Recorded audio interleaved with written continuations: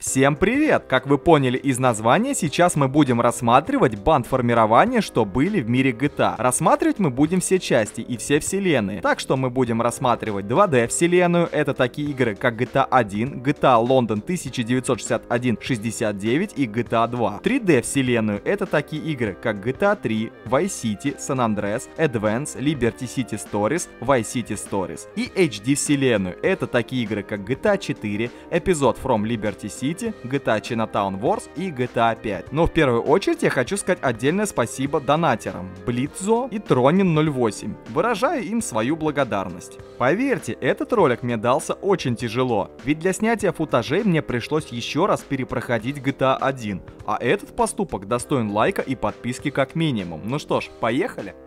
Ну что ж, начинаем с первой части. Интересный факт. В игре банды присутствуют только во время прохождения сюжетных миссий. Исключение, конечно, город Vice-City, где можно встретить бандитов в одном месте. Однако, друзья мои, это только исключение. Так как все бандиты в игре будут иметь почти всегда одинаковые скины, я постараюсь сделать так, чтобы вас не запутать. Итак, первая банда — криминальная семья Веркоти, на которой работает наш главный герой в первом городе. Название банды никогда не упоминается в самой игре. Ее раскрыли только в буклете, что шел в комплекте с игрой. Банду возглавляет персонаж по кличке Баби. Именно его мы можем увидеть в катсцене после прохождения второй главы. Вторая банда в игре, семья Санетти, является врагами Веркоти, и большая часть миссий в Либерти-Сити посвящена их противостоянию. На одной из миссий мы должны даже уничтожить Дона Санетти, когда тот едет в автомобиле. Что касается представителей семьи, то в самой первой катсцене игры появляется Кэббот, один из людей Санетти. Также в игре присутствует нелегальный мотоклуб под названием Ангелы. Следующая банда, с которой нам придется познакомиться, преступный синдикат Дяди Фу. Как вы заметили, бандиты редко отличаются от прохожих и главного героя. А вот, собственно, сам Дядя Фу. Кстати, по ходу игры из синдиката Дядя Фу отделяется банда Чина, соответственно, став нам врагами на некоторое количество миссий. Также одни из врагов Дяди Фу, банда под названием The Mob, присутствовали лишь на одной миссии. По идее, это итальянская мафия Дона Трегори. Еще нельзя забывать про банду Эльбура. На них мы будем работать всю 4 главу. Вот, собственно, сам Эльбура. Думаю, вы его узнали, так как он присутствует на артах в GTA 3. Ну и в GTA 3 тоже выдавал миссии, правда, по телефону. Один или тот же этот человек, игроки ведут споры до сих пор. Также на 2 миссиях фигурировала банда Якудза, они враги Эльбура. Еще врагами Эльбура является банда Алви, что фигурировало только в одной миссии. Что ж, GTA 1 является поистине исключением, так как тут даже копы являются бандой, и нам придется на них работать. Называют они себя Вавилон. А их враги, как ни удивительно, банда под названием Братство Джа, Армия Любви, а их лидер брат Маркус. Вот он, собственно, на вашем экране.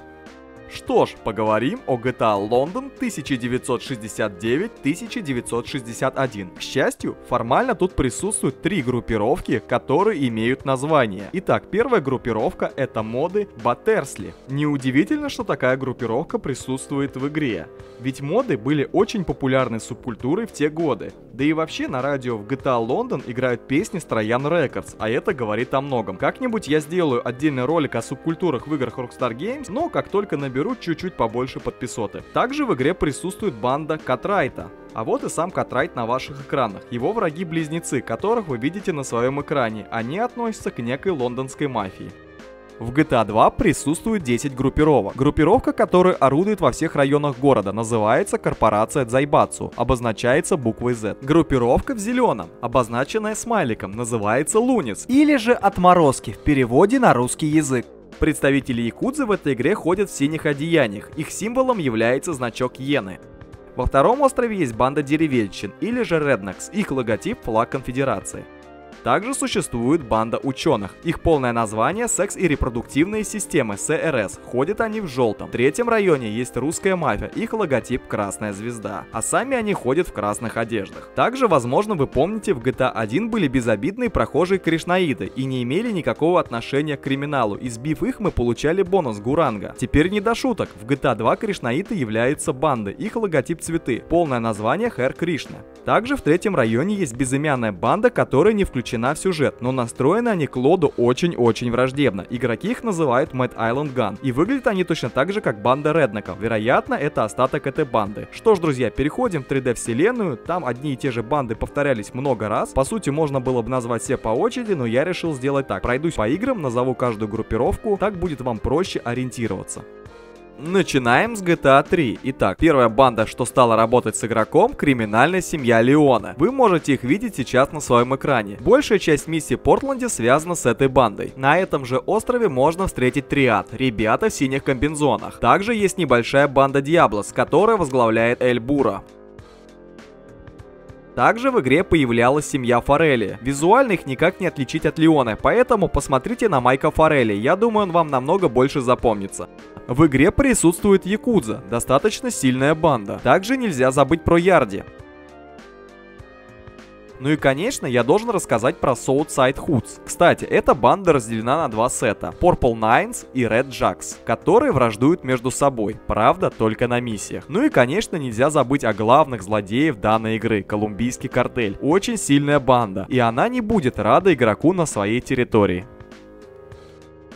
Ну что ж, мы переходим в солнечный Вайс-Сити. Здесь есть знакомая нам группировка, а именно семья Форелли. В этой части они играют немалую роль в сюжете. Также появляются на миссиях. В городе их просто так не встретишь. Далее следует отметить банду Рикардо Диаса. Они тусуются возле особняка своего босса до поры до времени. Также в игре есть банда кубинцев, любители красивых автомобилей. А им в свою очередь противостоит банда гаитян, которые держат трущобы в Литл Гаити. Ну и конечно, куда без байкеров. Их всегда можно встретить у бара The Greasy Chap, а также разъезжающих по соседним улицам. Шарк, банда, которая была врагом на некоторых миссиях. Встретить их можно возле торгового центра или на острове Порн-Айленд возле особняков. Ну и конечно, нельзя не сказать про нашу банду. Встретить их можно у любого бизнеса Томми.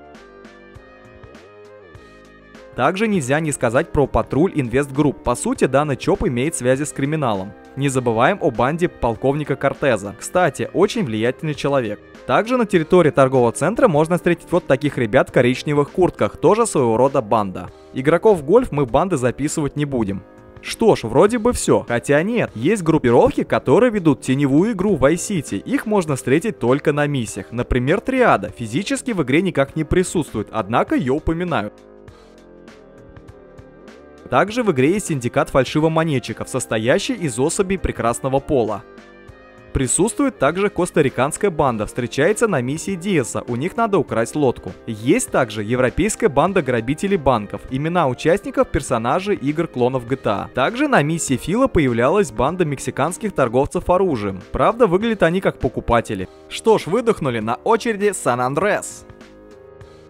Ну, начнем с нашей родной банды. Grove Street Families является одним из 3 сетов семей. Также в игре номинально присутствуют Temple Drive Families и Seville Boulevard Families. Их злейшие враги Ballas имеют 4 сета. Front Yard Ballas, Rolling Heights Ballas, Kilo Tray Ballas и Ballas Temple Drive. Нельзя не сказать о Vagas, латиноамериканская банда.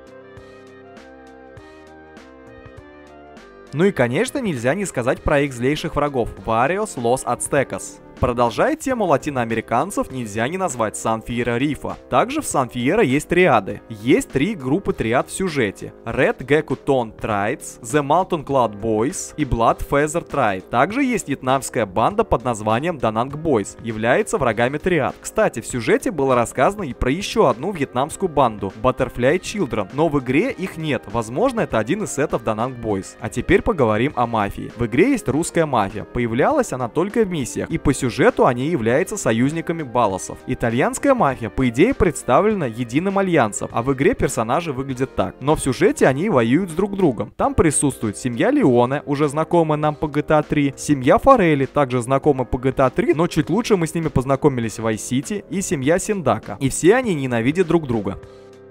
В игре есть байкеры, правда они не играют никакой роли, однако их можно объединить в одну банду. То же самое можно сказать и про деревенщин с этой знаменитой фермы. Правда, то, что они являются преступной группировкой, можно сказать натянуто. Кстати, еще бандой можно назвать этих наемников, в рядах которых засветился Панк. Охотятся за главным героем, когда он должен казино денег. Давайте кратко пробежимся по Advance. В игре есть Ярди в красных рубашках, Триада в белых. якудза в синих. Мафия, вероятно, Леоне, в зеленых рубашках. В розовых одеждах ходит банда Худс. Диаблос в желтых. А картель в оранжевых рубашках. Как-то так, идем дальше. Liberty City Stories. Что ж, наша банда тут семья Леоне. Думаю, вы ее уже очень хорошо знаете. Наши соперники семья Синдака. Наконец-то мы можем встретить их на улице. Также не забываем про семью Форелли, тоже наши соперники, и их тоже наконец-то мы можем встретить на улице. Также скрытую игру в городе ведет сицилийская мафия, встречается только на миссиях. Ну и конечно есть уже знакомые нам триады. Также есть банда Худс, правда неизвестно разделены ли они здесь на сеты или нет. Ну и без якудзы никакой Liberty City быть не может. Ну и куда же без колумбийского картеля. Ну и конечно в игре есть Ярди, ну и соответственно Диаблос. Также в игре есть банда байкеров, присутствует только на миссиях и в побочных заданиях. А врагами байкеров является Avenging Angels. Вот такие дела обстоят в Liberty City Stories. Vice City Stories имеет ряд уникальных группировок, например Чола, мексиканская банда, враждебно настроена к игроку. Трейлер Park Mafia, их можно сравнить с реднеками из GTA 2. Также в игре есть криминальная семья Венс, которая является нашей бандой. Для бизнеса посерьезнее стоят вот такие крупные ребята на охране. А на бизнесе поменьше можно увидеть таких. Все это наша банда. Также в игре есть знакомая нам банда кубинцев. Шарк теперь более враждебна для главного героя, чем в обычной Vice City. Также байкеры являются врагами в этой части. Кстати, это далеко не единственный мотоклуб в Vice City. Ведь есть еще White Stallions, мотоклуб, который появляется только на миссии. Банду Диаза теперь нельзя встретить на улице, однако на миссиях они есть. То же самое касается братьев Мендес. Их можно увидеть только на миссиях, причем несколько видов. Есть в деловых костюмах, а есть такие наемники в шляпах. В игре также есть Патруль Инвест Групп. Неизвестно, связаны ли они были с криминалом в 1984 году или нет, но все-таки я их упомяну. Не забываем также про людей Гонсалеса, тоже не слабая группировка, но появляются они только на миссиях. А также на миссии Kill Phil была задействована семья Форелли. Ну что ж, следующая игра GTA 4 и ее эпизоды. Я решил их объединить. И, кстати, поздравляю, мы добрались до HD вселенной. Итак, первая группировка русская мафия. Физически в игре она делится на обычных бандитов, вы видите, они ходят вот в такой одежде, и самих мафиози. А в сюжете они разделены аж на 3 преступных клана. Клан Фаустина, клан Петровича и клан Булгарина. Разумеется, на миссиях они все собраны в сборную солянку, поэтому такие простые мелкие бандиты могут работать с крупными. Такое же разделение в итальянской мафии. То есть на улицах мы можем встретить таких персонажей, однако это не значит, что они относятся к одной семье. В игре фигурирует 6 мафиозных семей, 5 из которых включены в комиссию. Семья Пегарина. Эта мафия не входит в состав комиссии, но играет немалую роль в сюжете. Их враги семья Павано. Семья Гамбетти – достаточно солидная преступная группировка. Преступный клан Мессина. В GTA 4 они засветились на этой стройке.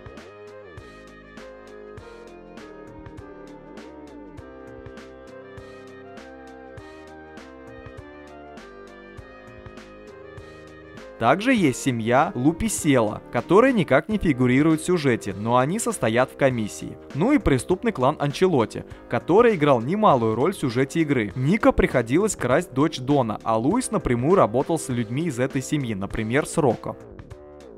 Tony, shit, you got burrito breath. You ain't been eating Mexican again, have you? Что ж, с мафиями разобрались, теперь приступаем к другим группировкам. Байкеры из клуба The Lost являются основной бандой в дополнении. Противостоят же им байкеры из клуба Angels of Death.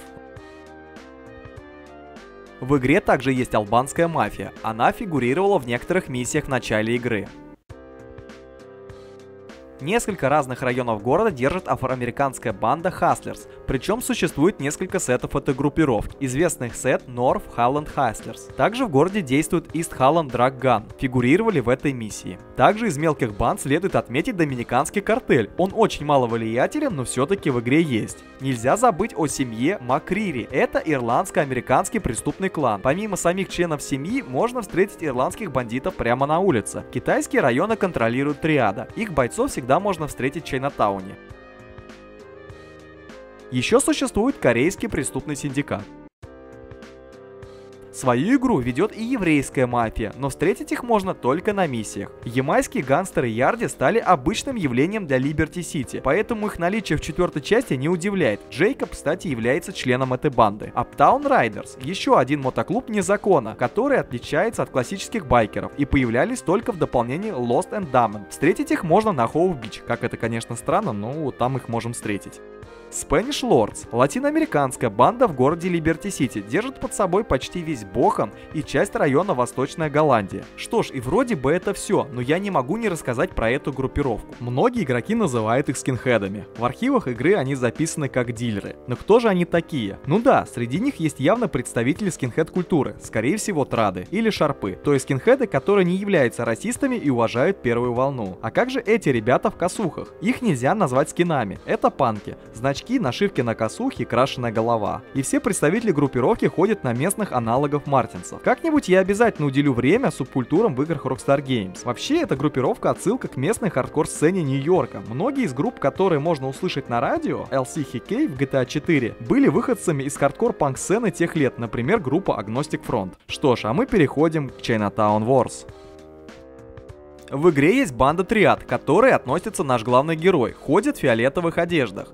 Разделены на несколько семей: семья Джао Минг, семья Ли и семья Минг. Spanish Lords никуда не пропали, их цвет в игре красный. Также есть русская мафия. В сюжете, правда, они не играли значительной роли. Ирландская банда, как ни удивительно, ходит в зеленых цветах. Корейская группировка называется Мидтаунские гангстеры. Также есть хаслеры, в игре представлены в синих одеждах. Ярди в игре ходят в желтом. В маленькой Италии можно встретить членов мафии, в частности в сюжете играла роль семья Мессина. Не стоит забывать и байкеров в лице Angel of Death, которых можно встретить на улице, и их врагов The Lost, которые появлялись только на миссии.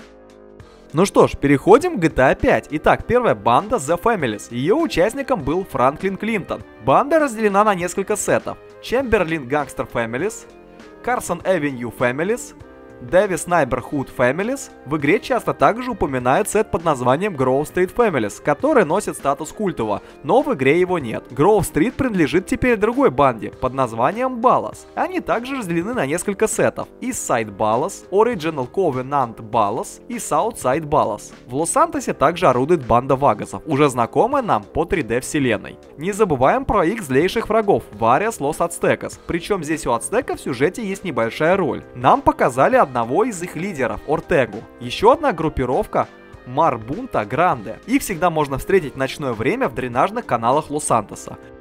В игре также присутствует армянская мафия. Из группировок посерьезнее я могу отметить картель Мандраса. Помимо роли в сюжете, их можно встретить на улице возле особняка своего босса. Также в игре задействована итало-американская семья Бонелли. Появлялась лишь на этой миссии, правда непонятен состав семьи, так как для своей охраны они использовали наемников. Что касается еще итальянских бандитов, конечно, можно сказать, что семья Анчелотти была в игре, но это не так, хотя тут был задействован Рокко. Но мы не будем это воспринимать как банду. Раз уж мы говорили о наемниках, то они по сути тоже являются бандой. Их называют профессионалы, они сотрудничают практически со всеми крупными криминальными семьями. Нельзя забыть о китайском преступном синдикате. Триады присутствуют в игре и играют немаленькую роль в сюжете. Их лидер Вэй Чейн. Сейчас вы видите всех их на своем экране. Южнокорейская преступная организация, которая называется Кангпа. Ну, я надеюсь, я правильно сказал, она обитает в Лос-Сантосе. Нельзя забыть и о легендарных The Lost. Ух, часто им доставалось в этой части, ну такова их судьба. Среди небольших группировок следует отметить братьев О'Нил. Они тоже по сути являются бандой.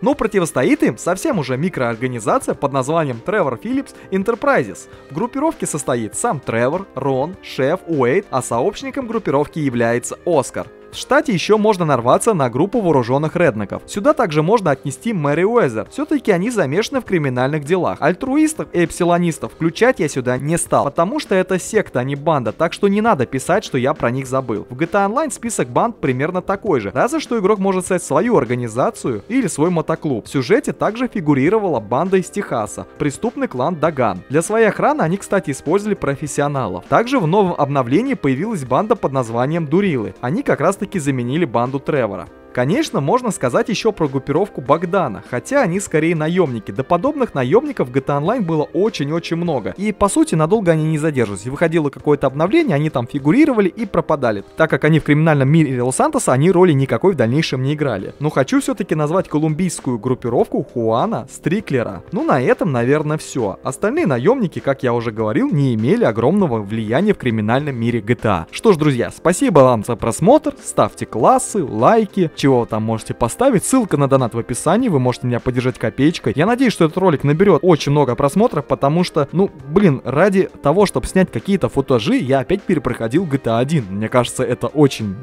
сложно, и я находил подобные ролики на ютубе, где рассказывали про банды, и то не все. То есть, мало того, что 2D вселенную не затронули, сторисы не затронули, так еще все банды в GTA 4 не рассказали. А я проделал огромную работу. Надеюсь, что она вам понравилась. Спасибо всем за просмотр, ставьте классы, подписывайтесь на канал, чем больше подписчиков, тем больше у меня настроение, тем лучше у меня настроение. Всем пока!